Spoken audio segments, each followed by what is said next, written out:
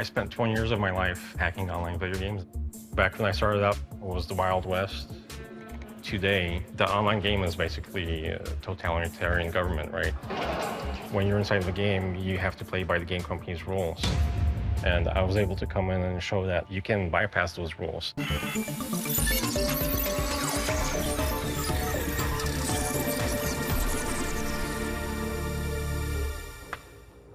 My name is Adrian. Online, I'm known as Manfred, and I spent 20 years of my life hacking video games and exploiting their online virtual economies. We'll be talking about, I think, all of these games except two.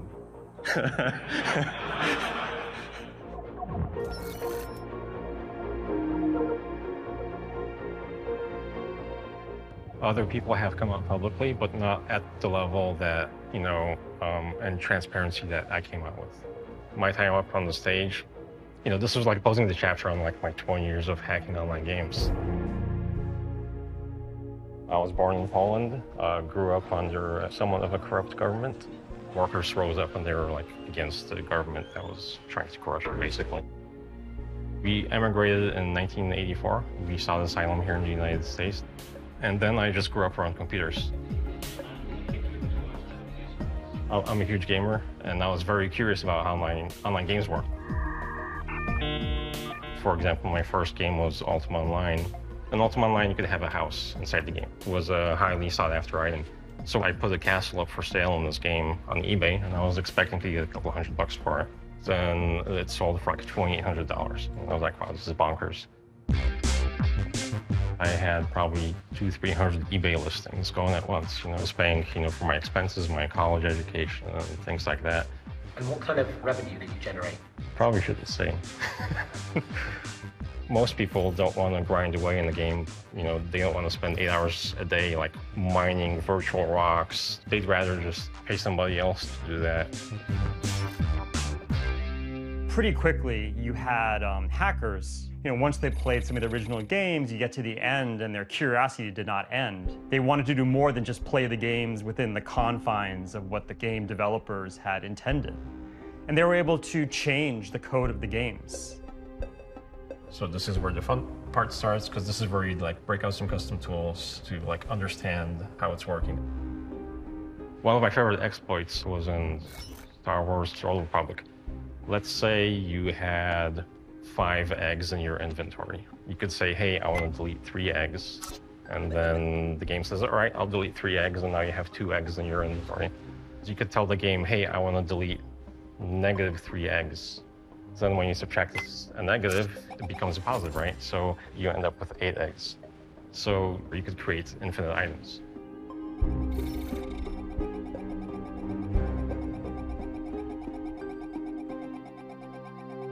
When online gaming really kicked off, it became new heights. Everyone was looking for glitches in games and bugs to take advantage of, to make more and more money out of it.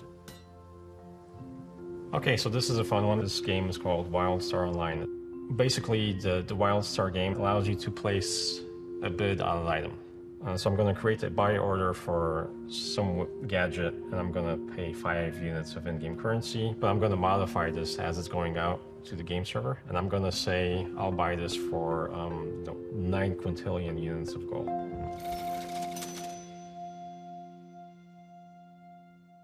So when the game subtracts that huge sum of money from me, it's going to bottom me out beyond 0, and it's going to roll me back to the top.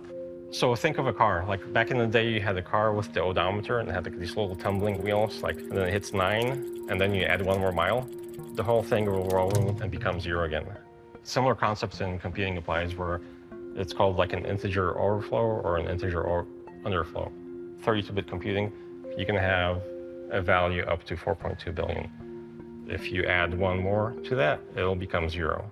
And the same thing with going the other way. Like if you have 0 and you subtract 1, where I'll have basically 9 quintillion or 18 quintillion gold, as shown here. I had about 12 trillion US dollars worth of in-game currency, which was bonkers. But the thing about this game is it wasn't very popular, so you couldn't sell more than maybe $100 per day. So So you have to keep in mind that the vast majority of gamers are not interested in doing this. They lack the skills or the curiosity. You have a very small subset who view this as a business. And they realized pretty early on there was a market for people, for gamers who wanted to increase their capabilities within the game. For fairly significant amounts of money, it became a real business for some teenagers who were doing this. Because a lot of people in online games are trying to make a living. RuneScape Online is one really good example. You could run it on really old hardware. So it's a game that's popular in developing countries and low-income countries. For example, in Venezuela, so there's people, going into RuneScape as their day job to farm items and sell them to other players. The in-game currency is more stable than the Venezuelan fiat currencies. And then they use the RuneScape currency to basically pay for their bills or buy a loaf of bread and do daily transactions. Some people, their entire livelihood depends on their participation in the game. And the game company can one day just completely shut them off. The online game is basically a totalitarian government, right? They can ban your account for any reason. They can exile you from the game, basically by banning your account. And as time went on, more and more of these games started selling currencies directly to players, which is the same thing I was doing. So that's when I backed out and I said, all right, it's time to close this hacking for fun and profit chapter and move on. It was interesting because, the solidarity movement that the government in Poland was trying to crush back in, in the early 80s, it was workers' rights versus the government. And right now in online gaming, there's a similar theme going on. Right now, games like Axie Infinity allows for players to earn a living condoned by the game.